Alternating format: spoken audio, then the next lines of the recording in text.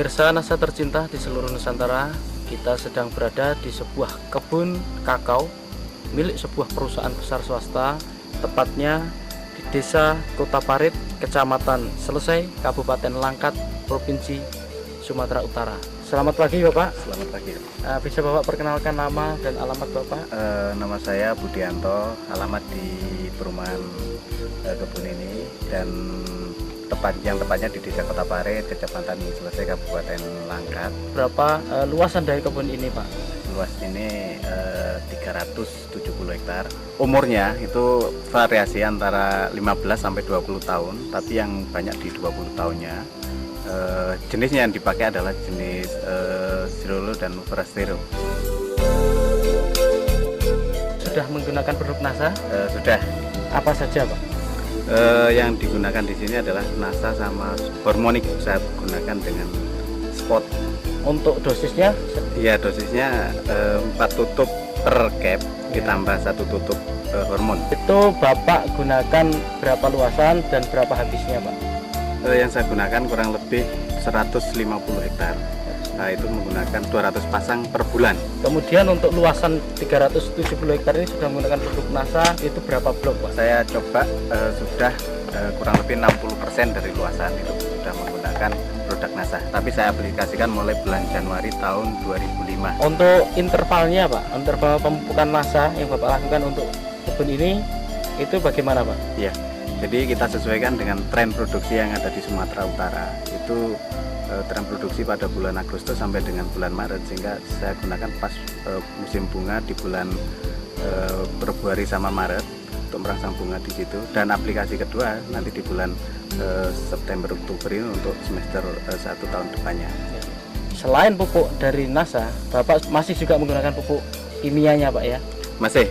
Biasanya itu dalam 1 tahun itu Bapak menggunakan untuk per pokok berapa Pak? Itu sesuai dengan rekomendasi. Kita memang melakukan rekomendasi tiap 2 tahun sekali. Jadi untuk urea itu 600 gram yang diaplikasikan 2 kali. SP sama KCL masing-masing 100 gram juga diaplikasikan setahun 2 kali. Kemudian kalau dilihat Pak ya, tanaman di sini jarak tanamnya berapa ini Pak? Ini memang bekas tanaman karet yang ditanami di bawahnya dengan cara nanam biji atau yang dikenal dengan seed head stick. Jadi jaraknya itu variasi, ada yang 1-2, ada yang 2-4. Dengan kerapatan pohon, kalau yang tanaman rapat gini sampai 1.500. Tapi yang untuk ukuran 24 sekarang rata-rata populasi tinggal kurang lebih 800 pohon per hektar. Kemudian dilihat dari naungan Pak, kayaknya di sini juga lumayan cukup banyak naungan. Ini kira-kira apa saja ini Pak pohon naungan di sini nih Pak? Ya, ini kita untuk naungan coklatnya yang pokok itu menggunakan Glyriside, tapi untuk buffer untuk angin itu menggunakan mahoni. Nah, untuk kebun ini Pak, secara budidaya juga dilakukan pemangkasan Pak ya? Oh iya, itu memang wajib. Nah, kira-kira itu bulan apa Pak itu kalau dilakukan pemangkasan itu Pak? Ya, sama sesuai dengan tren produksi. Yaitu untuk merangsang bunga yang di bulan Maret, April, Mei itu kita harus pangkas di bulan 2, dan untuk pembungaan di bulan 9 atau 10 itu kita harus pangkas mulai bulan 8 sama 9. Untuk teorinya pangkas Pak? Pada prinsipnya yang penting di situ adalah penyinaran bisa masuk, sehingga cabang-cabang kayak cabang air, cabang kering, dan cabang yang kena penyakit itu harus dipotong. Dan yang penting lagi adalah tanaman yang udah tinggi itu harus ditoping. Setelah Bapak menggunakan produk dari NASA ini Pak, apa yang Bapak rasakan atau yang Bapak lihat perkembangan dari tanaman atau kebun coklat Bapak ini Pak? Dari segi pertumbuhan vegetatifnya dari daun memang ya cukup menggembirakan, yaitu cukup subur, dan dari bunga-bunga yang mentil yang muncul, jadi itu juga kenaikan produksi. Dari tahun sebelumnya itu ada kenaikan kurang lebih 20%. 20% ya Pak kenaikannya ya, iya, dari tahun lalu. Kemudian yang lain Pak, Bapak sudah menggunakan produk NASA dari pupuknya. Nah, kemudian untuk agensi hayatinya, Bapak sudah menggunakan belum Pak? Sudah kita coba beberapa blok untuk persiapan jangka panjang, tapi masih diamati untuk perkembangan tingkat serangan hama dan penyakit yang ada di sini. Jadi belum bisa Bapak sampaikan di sini ya? Belum. Ya, pakai apa Pak ininya? Untuk perkembangan Phytophthora jamur itu menggunakan Bio, dan untuk hama saya coba dengan menggunakan Pestona yang saya campur dengan Aero. Pada buahnya itu ada perubahan secara kualitas atau tidak, Pak? Secara kualitas memang ada ya, terutama untuk yang kena serang hama penyakit itu saat sekarang menunjukkan tanda-tanda ada penurunan, dan biasanya mecah itu kulit buah itu keras, ini agak mudah.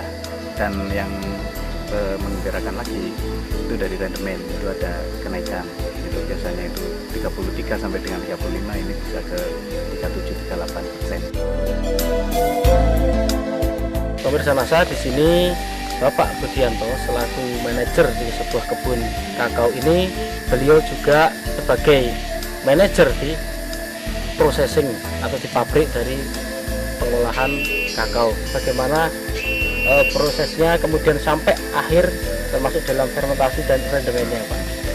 Setelah buah dipanen dari lapangan, itu siang hari atau sore hari tergantung dari siapnya panen, itu diangkut ke pabrik. Nah, di sana buah kakao tadi langsung ditimbang berapa bobotnya dan langsung dimasukkan ke dalam kotak fermentasi.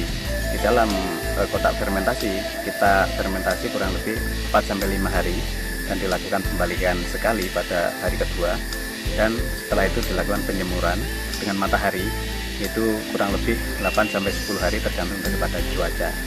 Dan setelah itu kalau biji udah kering dimasukkan ke dalam gudang dan disortasi, yaitu untuk menentukan kualitas biji, untuk menentukan grade A atau B dan sebagainya, baru dilakukan pemakingan. Dari pemakingan itu sudah ada yang menerima, Pak ya, ataupun ini sudah terikat kontrak atau demikian, Pak ya? Ya betul, jadi ini sudah kontrak, tinggal menentukan jadwal kapan waktu pengirimannya. Ya, dalam sortasi, Pak ya, kualitas dari biji kakao ini, Bapak bisa jelaskan kualitas ABC-nya? Jadi untuk grade A itu yaitu di bawah 100 biji per 100 gram, 100 sampai dengan 110 itu masuk grade B, dan di atas 110 sampai ke atas itu masuk grade C, dan di atas 120 itu masuk GC.